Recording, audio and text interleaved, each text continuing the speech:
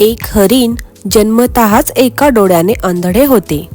जंगलात तर दोन्ही डोळ्यांची गरज म्हणून त्याने समुद्रकाठी राहण्याचे ठरवले.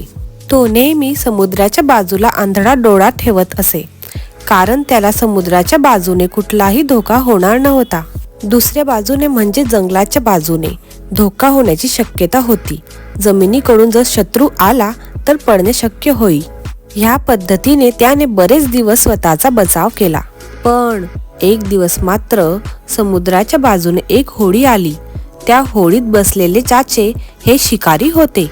समुद्राच्या बाजूने धोका होणे शक्य नाही अशी समजूत असल्याने हरिण निर्धास्त होते. त्या शिकारींनी हरणावर गोळीबार केला आणि हरिण तात्काळ मृत्युमुखी पडले. तात्पर्य, आपण ज्यांना विश्वासू समजतो तेच आपल्या नाशाला कारणीभूत होतात.